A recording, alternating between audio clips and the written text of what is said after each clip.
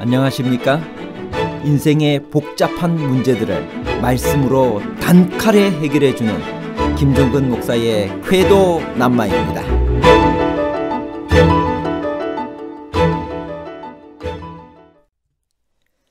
방언의 은사를 주신 목적은 복음을 전하는 데 언어의 장벽이 문제가 될 때 하나님의 능력으로 그 장벽을 무너뜨리는 데 있었습니다.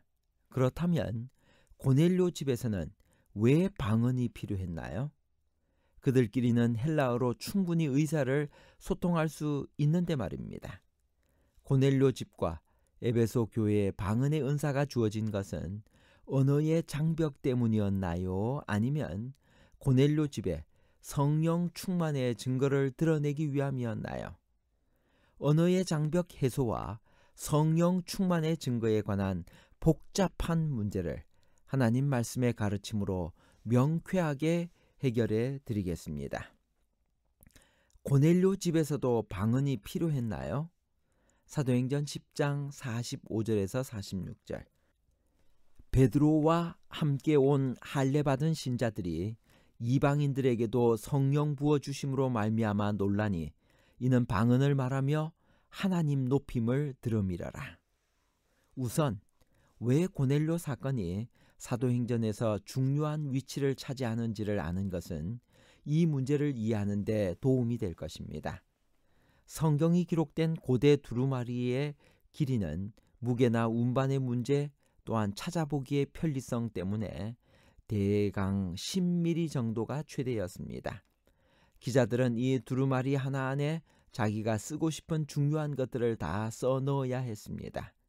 만일 분량이 많아져서 두루마리 하나로 모자란다면 또 하나의 두루마리를 사용해야 하는데 그것은 비용으로 보나 운반의 편리성으로 보나 어려운 일이었기 때문에 기자들은 내용을 압축하여 중요한 사실만을 기록하려 애썼습니다.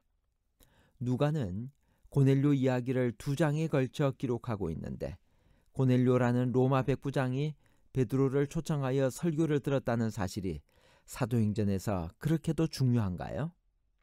유대인들은 구원은 오직 유대인들에게만 있다고 믿었습니다. 유대인들의 생각에 의하면 이방인들은 하나님께 버림받은 사람들로서 구원이 없었으며 성령을 받을 수도 없었습니다. 그들이 구원을 얻을 수 있는 유일한 방법은 할례 받고 유대인이 되는 길밖에 없었습니다. 그러나 베드로의 일행은 고넬료 집에서 이방인들에게도 성령을 주심을 친히 목격하고 큰 충격을 받고 그들에게 침례를 베풀게 됩니다. 이 사건은 베드로뿐만이 아니라 예루살렘 교회 지도자 전체가 이방인 전도의 필요성을 인식하게 된 중요한 사건이었습니다. 베드로가 이방인의 집에서 먹고 침례를 준 것을 비난하던 사람들이 베드로의 보고를 듣고는 잠잠하여 하나님께 영광을 돌려 가로되 그러면 하나님께서 이방인에게도 생명 얻는 회개를 주셨도다라고 말하게 된 것입니다.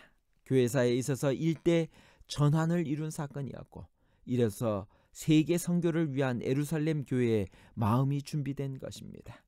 그렇다면 고넬료 집에서 왜 방언이 필요했을까요? 어떤 학자들은 고넬료 집에 모인 사람들은 다 헬라어를 쓰는 사람들이었을 것이고 히브리 방언을 쓰는 베드로를 위해 통역을 준비해 놓았을 것이기 때문에 특별한 언어의 불편이 없었는데도 방언 현상이 일어난 것은 그것이 성령 충만의 첫 번째 표이기 때문이라고 주장합니다. 그러므로 지금도 성령 충만의 외적인 증거로 방언이 있어야 된다는 것입니다. 그러나 성경에 성령 충만의 장면이 여러 번 나오지만 방언 현상이 없었던 때가 대부분이었습니다. 3,000명이 회심할 때도 5,000명이 구원을 받을 때에도 방언은 없었습니다. 모인 곳이 진동하여 성령이 충만할 때도 방언은 없었습니다. 그때 그 장소에서는 방언이 필요하지 않았기 때문입니다. 그러면 고넬료 집에서는 왜 방언이 필요했을까요? 베드로를 비롯한 예루살렘 교회가 하나님께서 이방인들에게도 구원을 주셨다고 믿게 된 가장 큰 이유는 하나님께서 그들에게 주셨던 똑같은 성령 충만을 이방인에게도 주셨기 때문입니다. 만일 고넬료 집에서 방언 현상이 없었다면 베드로 일행은 그것을 오순절과 똑같은 성령 충만이라고 인정하지 않았을 것입니다.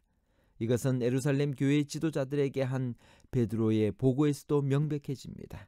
베드로는 이방인에게 내리신 성령 충만의 현상이 처음 그들에게 성령이 임하실 때와 똑같은 것임을 거듭 강조하고 있습니다.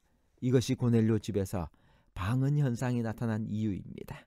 사도행전 19장에서 에베소 교회의 어떤 제자들이 방언을 한 것도 똑같은 설명이 적용됩니다. 늦은 비는 언제 내리며 어떤 현상이 일어나나요? 호세아 6장 3절. 그러므로 우리가 여호와를 알자.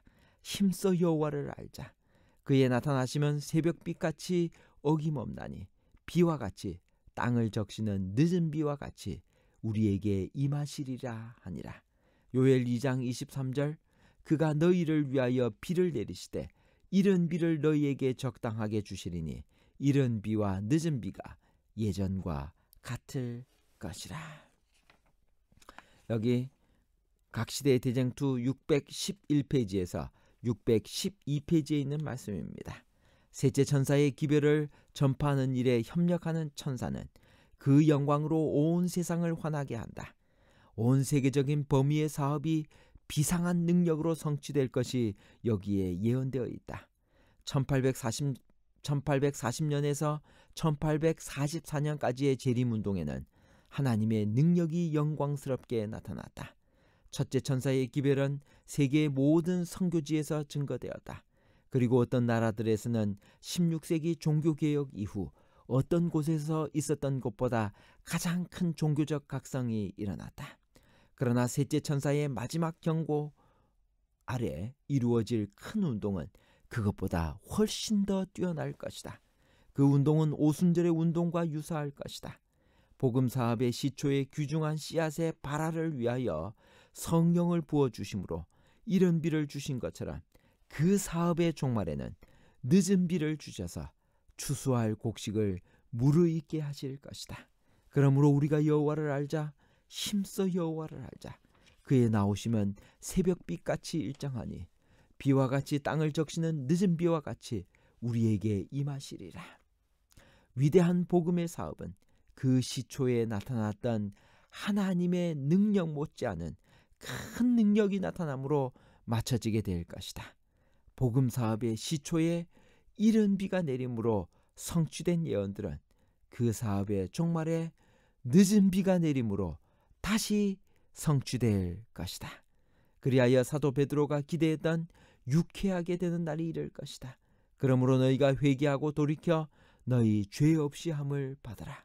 이같이 하면 유쾌하게 되는 날이 주 앞으로부터 이를 것이요 주께서 너희를 위하여 예정하신 그리스도 곧 예수를 보내시리라.